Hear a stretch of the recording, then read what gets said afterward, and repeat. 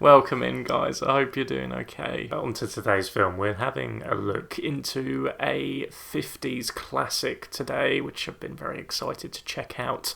This is the original House on Haunted Hill. House on Haunted Hill follows the story of a millionaire who invites 5 people round to stay overnight, and each person is offered $10,000 if they can survive the night in this huge spooky mansion and whatever spectres it may hold. This is directed by William Castle, who was just hugely popular within the 1940s to 1960s, 70s sort of era, I'd say, of like old Hollywood. You know, the old Hollywood, see?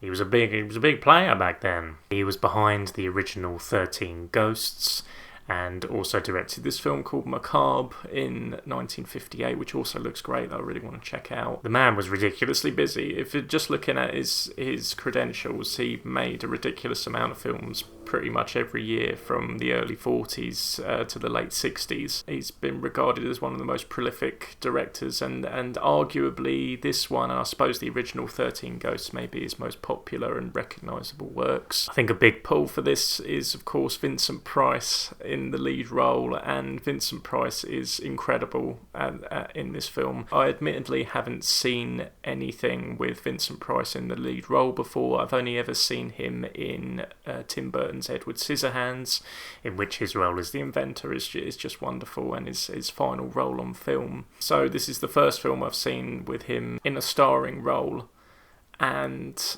it doesn't disappoint. The humour, this dark sort of sense of humour, and the wickedly entertaining persona he has on screen that's made him such an icon is clear to see here. The film opens on a great tone setter, this pitch black screen accompanied by eerie shrieks and creaking floorboards in the background, which is then accompanied by this superimposed head of Vincent Price and another character in the film, and then you're just brought instantly back to the 50s where all these cheesy effects came in, and of course it's a product of its time, and I'm not having a go at it for anything like that at all, because I think that is part of the charm of watching these older movies, is to see what they did with the effects that were available to them at the time.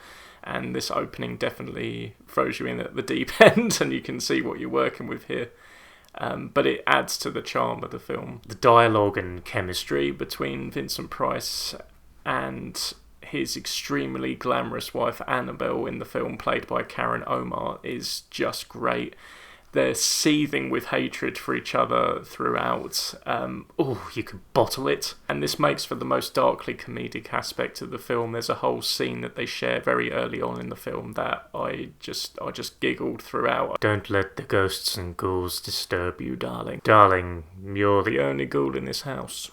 The first appearance of any apparent spectre in the film is genuinely quite jarring, and the first half an hour does include a very effective jump scare that I just wasn't expecting. Back for the time, you can just picture a lot of people in the cinema just jumping out of their skins at something like this back in 1959, because we're sitting in our homes now watching it, and it's doing exactly the same thing for us. There's a character called Nora Manning in the film, played by Caroline Craig. She is very much a Scream Queen contender, but as possibly one of the earliest Scream Queens.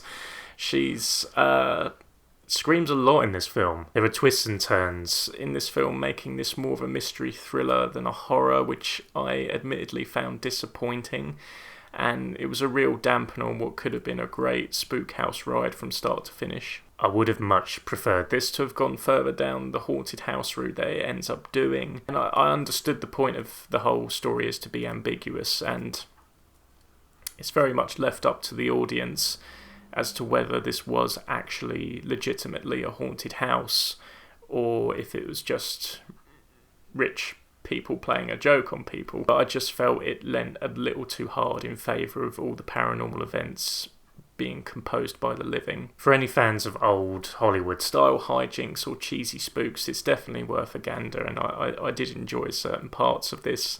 Wouldn't necessarily watch it again, but I think as part of the film culture, it's definitely worth seeking out for horror fans out there. You can find this via streaming either on Plex or on Amazon Prime, and of course there are physical copies available if you're a fan of the film. Thank you guys so much for watching. I hope you enjoyed today's review.